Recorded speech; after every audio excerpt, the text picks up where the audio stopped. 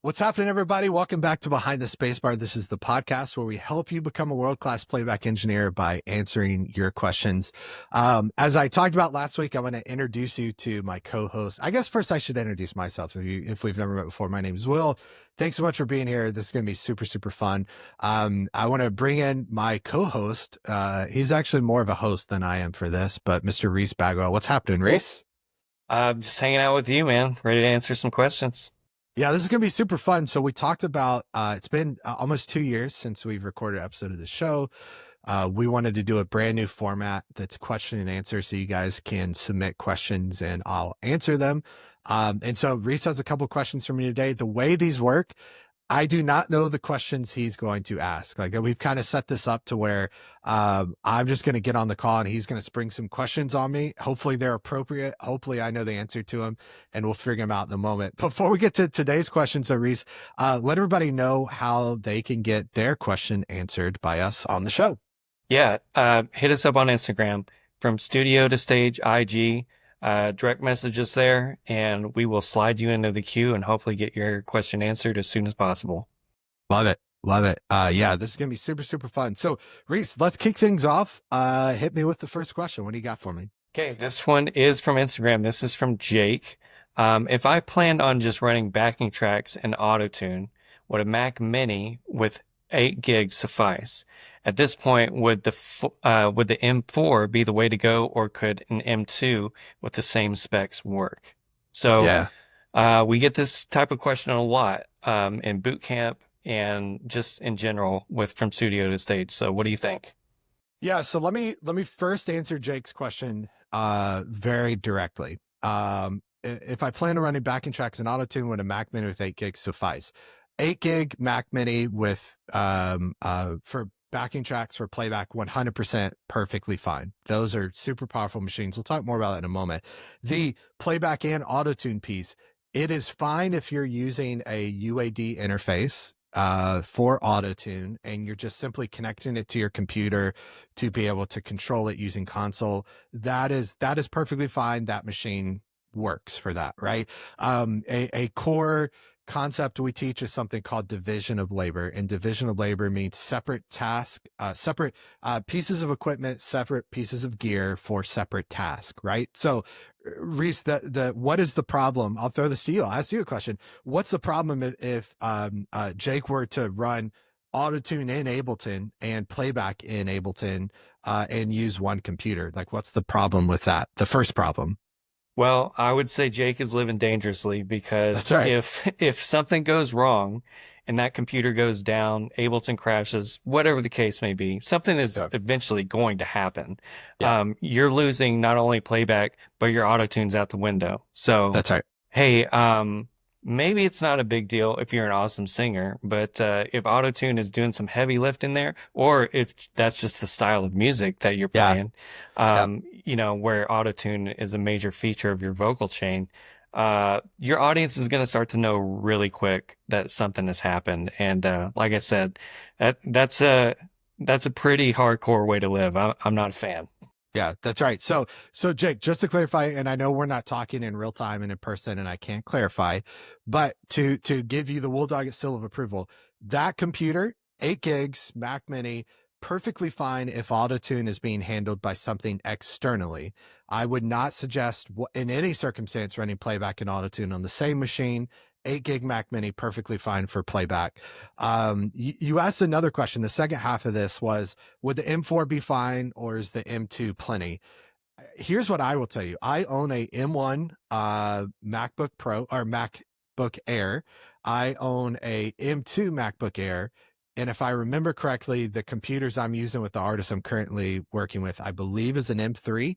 I've got a buddy that's got an M4 MacBook Pro that we spent a lot of time trying to troubleshoot some issues he was having, but using that rig a lot. Here's what I could tell you. Any Apple Silicon computer is going to be great, right? The whole M1, the whole M series line are fantastic computers. All of them are going to be great. For playback as a general rule, 8 gigs of RAM is enough for what we're doing. But it always kind of begs the question. And I think so. One, to answer Jake's question, M4 or is M2 plenty? M2 is going to be plenty. If you've got the money to upgrade to an M4, get it, because it's the newest, greatest model, right? Like there's nothing wrong with that. If you can upgrade to that, then please, by all means, do that. Okay. But let's see if we can get to the heart of this question. Reese, as you know, being in all these coaching calls with me, being our first ever boot camp student, living in this world for so long, I always try to boil down to the why. Like let's just not answer the how, which is will this computer work? Let's boil down to the why. Okay, so the heart of this question that we always get is, hey, what's the best computer for running Playback? And I shared this as we went through boot camp stuff. Where, I had a comment on a post the other day where someone, as a YouTube video, where someone basically said, hey, I'm using my computer and I'm doing live streaming with it. I am doing playback with it. I'm doing keys with it. And we're doing our intermixing with it. And everything's perfectly fine. And again, Reese, what's the big problem with that? You said it earlier. What's the Yeah. big problem? No division of labor. Again, Right. living super dangerously, just Yeah. on the edge. The big problem there is that guy that posted that, it may work for you, but at some point that computer is going to go down. And when that computer goes down, he loses live stream, intermixes, playback, and keys. That is not a professional way to do that, right? So where a lot of people approach this question is, what's the best computer for playback? I've got a budget of X amount of dollars. I'm going to buy the most powerful computer I could buy for that money. What, Will, you said 8 gigs. I'm going to buy 32. I'm going to buy 64. I'm going to buy 128. Why in the world would I use 8 gigs? That's, I understand why you would think that. I understand why you would approach that, but division of labor is super important. It's splitting things up to different machines whenever possible. But even maybe a greater concept than division of labor that we talk about all the time. And Jake, I would love for you to consider this, particularly with playback, is we always say hope is not a good backup plan. At some point, that computer is going to have issues. That computer is going to hang up. It's going to crash, because all computers do, all things with computer chips do. And when that happens, hope is not a good backup plan. The best backup plan is redundancy. And I like using the Play Audio 1U for my connectivity for the sake of redundancy. But here's the way I would love for people to approach buying computers. Do not go in saying, what's the best computer I can buy with the money I have? Because division of labor tells us we should split 2 separate machines. But even maybe bigger than that, let's just talk playback for a moment. The big concept I want you to take is, whatever your budget is, cut it in half. Because I want you to buy 2 computers that are the exact same specs to run playback on. And so that's why I say, okay, an 8 gig M1 MacBook Air is a fantastic computer to use for playback. And what's great is when I bought the one that I own, it was $500 or $600. I bought it from Walmart. They didn't even sell it anymore on Apple. It was brand new through Walmart, Apple Care. We got on it, everything. Actually, I bought mine through Costco, but at least the last time I looked, you could buy them through Walmart. But we got Apple Care on it. But 2 of those would equal the price of that one computer that the guy left the comment and said, hey, I bought this computer with all these specs, and it's a Max, and it's blah, blah, blah, blah. The 2 computers with redundancy is way more important to me than one computer completely maxed out, right? Does that make sense, Reese? Am I hitting on the right thing? Yeah, absolutely. I kept using the term division of labor, and I was waiting for you to come in with the R word, Yeah, redundancy, that's because right. that's really where when I say, living on the edge, without that division of labor of having a second computer for that redundancy, that's what I mean, where it's like you're just out there on a ledge, and something is going to happen eventually. I mean, and honestly, the times of, using playback for me that Ableton has actually crashed, it's fairly few and far between, because, I've learned how to set up my sessions properly, but it's not like I'm not betting my life on it, and I'm not betting my show on it either. So, Yeah, and someone the other day in our masterclass asked, well, Will, how many times have you actually had to pivot to your B machine? And the 2 that I can specifically remember, twice that I could specifically remember, where something happened with my A machine and I had to fail over to my B machine. Tracks dropped suddenly and we kicked over to B. We finished it fine. I got us back to A. that was great. So only twice in my professional career, 20 plus years of doing this, have I actually had to do that. But what I could tell you, and the reason I'm so passionate about this, and often we'll hear from people, Will, division of labor redundancy. You're telling me I've got to buy a separate computer for keys, separate computer for playback, separate computer for vocal tuning, and it's got to be redundant. So I got to have 6 computers. No, I'm not telling you have to do that. I'm telling you that's best practice. That's what professionals do. You can be mad at gravity all you want, but if you jump off a cliff, you're going to fall to the ground unless you have some sort of plan to prevent that. And I'm telling you guys all of this from the experience of someone who has stood on stage in front of 1,000 people and their computer crashes, and I ruined the experience for everyone.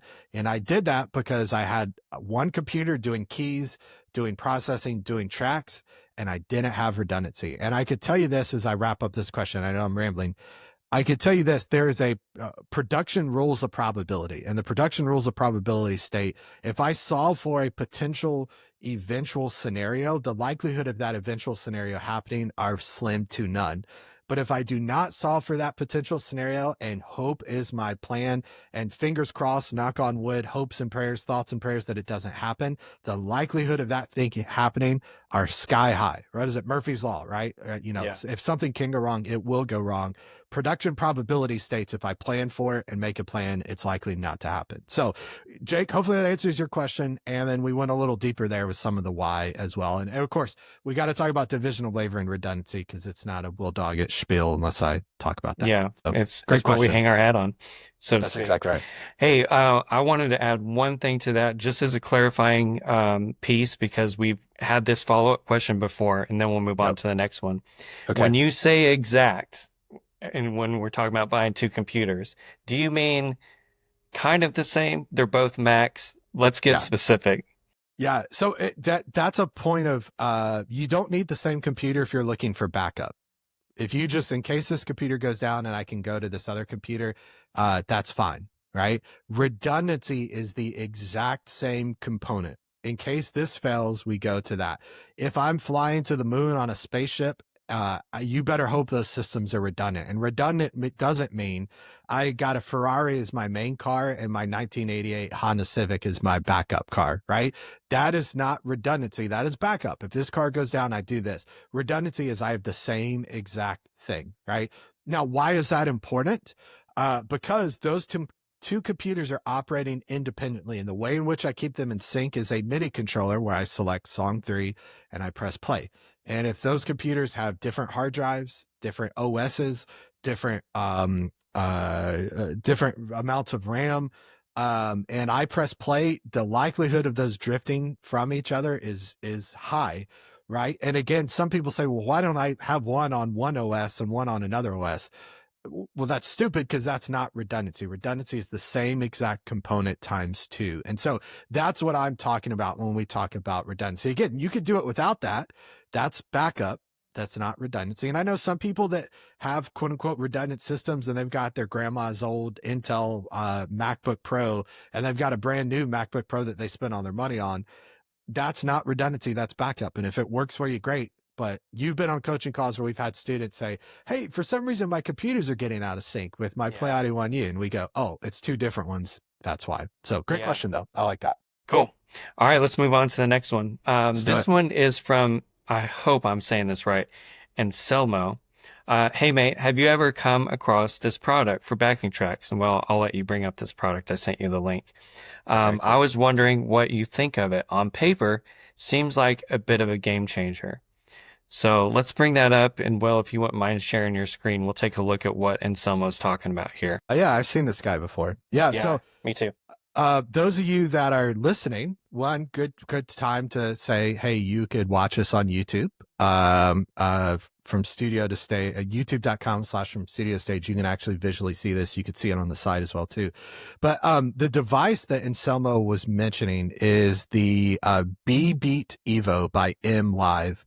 And if I remember correctly, I think this is the company that does Song Service, which is, there's a karaoke version, there's Song Service. Those are 2 places to get stems, recreations of songs for like popular cover tunes and tribute cover bands and stuff. And so what we're looking at, BB Evo, it's a multi-track player. Goes from 128 gigs to 256 gigs, right? Are the different options. And I've seen this. They have another one that I've looked at that's kind of a bigger version, multiple outputs. I believe this one, if I remember, has 6 outputs. Yeah, 6 outputs.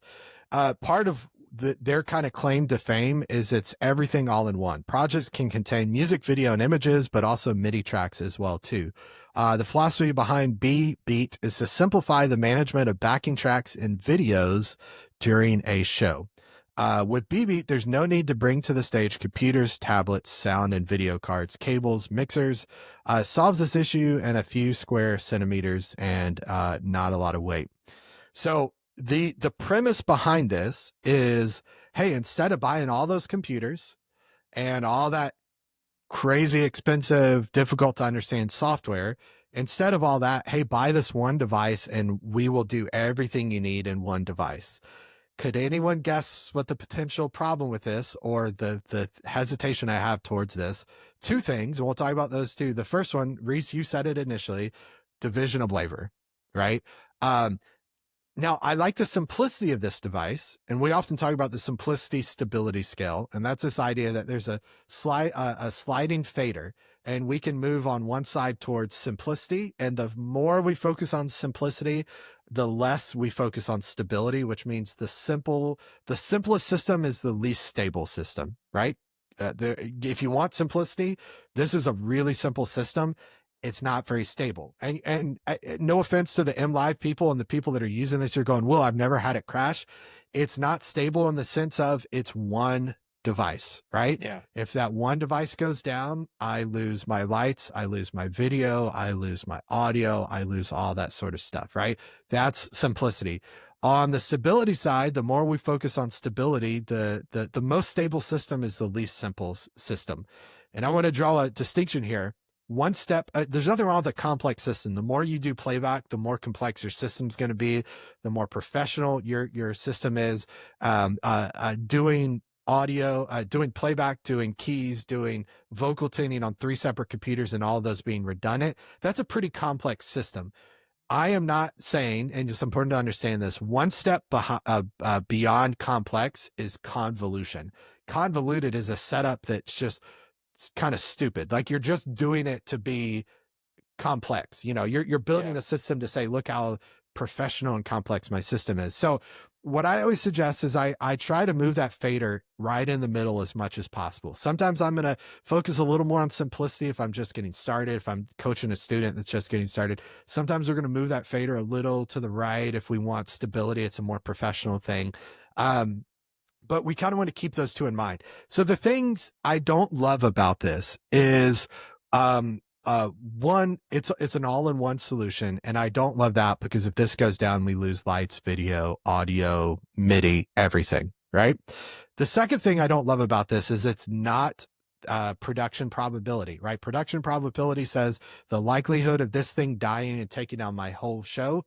I don't know what the likelihood of that is, but if it does take down my whole show. So then I need it to be redundant, right? And what's interesting is this company actually just started making a kind of redundant box that's they're trying to be kind of a space between a SW8 and a Play Audio 1U type thing. So they obviously know what they're doing and they understand, okay, a true professional setup would be 2 beats and a switcher, right? To switch from one to the other in case something goes down. We could do that, right? And so they're thinking ahead, they're thinking about that. But I don't love this for the lack of division of labor. I don't love this because I still would buy 2 of them and I would have to buy some sort of switcher, whether it's theirs or an SW8, in order to switch. So those are the things I don't love about it. Personally for me, every situation I've ever been in, whether it's me doing this when I first got started as a worship leader to doing this with a 7-time Grammy Award winning artist I'm working with now, the Grammy Award winning artist I worked with all last year. I was constantly asked to edit arrangements. I was constantly asked to edit song order. I was constantly asked to edit tempo and key to make it flow better in a medley, to take songs from different places and nudge them together.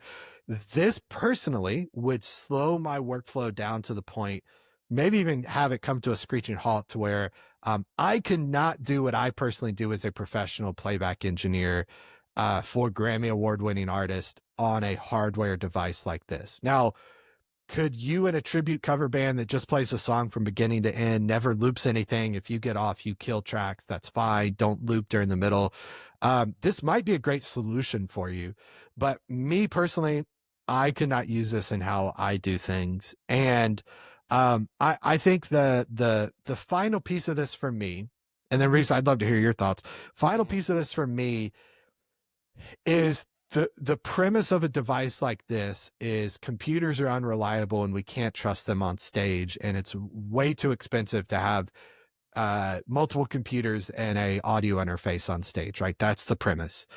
um, the thing I want to point out is this is still a computer. It's a hardware device with a chip in it. It's still a computer. It's a computer that's been customized and tweaked and optimized to hopefully not crash, which is true. But the likelihood of this crashing and the likelihood of your show going down, I will say this. Hopefully this makes sense, everyone. The likelihood of your show going down if you have one of these only is 100%.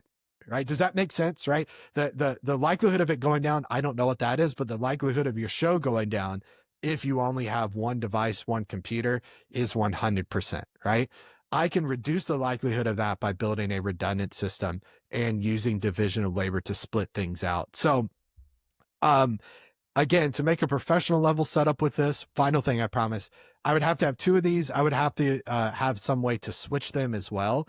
And again, at that point, I think price wise, I might as well buy two M1 MacBook Airs with 8 gigs of RAM, buy a Play Audio 1U, and call it a day. And I know some of you listening, you're probably already typed the comment before I got here, but Will, the Play Audio U is one device. What happens if that goes down? Well, that's a valid point. The only way around that would be to one, buy another Play Audio when you have it on backup if you need to. That's certainly possible. But the only way around that would be to buy two audio interfaces, two MIDI interfaces, RTP MIDI, like a way to account for that, and a switcher with 12 outputs. And the system you would build in order to do that would be 6 times the price of a Play Audio 1U. So if you really are concerned about the fact that it's all in one box, buy two Play Audio 1Us and the problem solved. But anyway, I digress. What do you think on all that, Reese? My first thought, I mean, I would echo everything you said, and I was going to expound a little bit just on the cost side of it, because if we well, we do me a favor and under version, choose the 256 gig option there. Yeah, it's so they're having a sale right now, so that's cool. But normally we're looking at $739.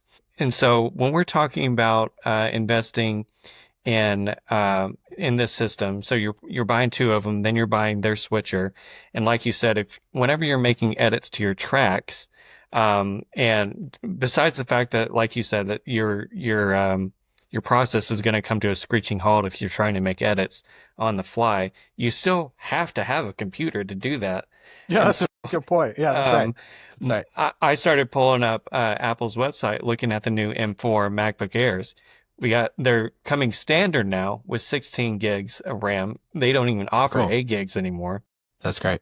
And they've got a 256 gig hard drive for $999. So it's not even, I mean, I get it. Budget is a concern, for everybody. Yeah. And Yeah. even if you got a ton of money, you still don't want to spend it just for the sake of spending it. That's So, right. Yeah. we're talking about spending a couple hundred more, 300 maybe tops, to get into a really nice M4 MacBook Air. And in this case, like you mentioned, you're going to want to buy two anyway. So get your two, MacBook Airs where you can actually do your edits on the fly if that situation arises. And, yeah, buy yourself a Play Audio 1U. I can tell you I've got one and it's awesome. And, so yeah, that was just my first thought. It's like, for what you get buying a couple laptops and a Play Audio 1U, you're not too far off price wise, and you got a lot more flexibility. Yeah. Just again, editing in the moment and that redundancy, it's huge. So Yeah, great question, Reese. This actually leads me to something I'd love to wrap up with. is if you're listening to this and you're going, okay, well, this is all great. And Reese, that's all great that you said. And maybe you agree with us that you should build this based on computers instead. But what does it take to make this happen? I would encourage you to head to fromstudiotostage.com/template.